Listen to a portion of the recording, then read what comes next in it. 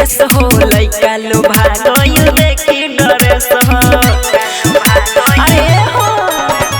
घूमत रहली बनाई के फेस हो लइका लो भागइल देखी ड्रेस हो हाला बाबरी बिजोर दुल्हा के बहिन के ले गेलै गाँव के छोड़ हाला बाबरी बिजोर बरतिया के बहिनी के ले गेलै गाँव के छोड़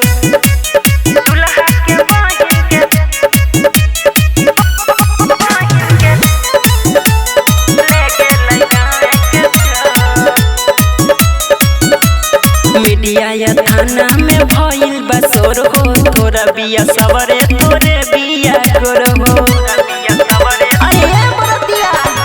मीडिया या थाना में भइल बसोर हो तोरा बिया सवरे तोरे बिया गोर हो रंजन रोहित के गइल बा छोड़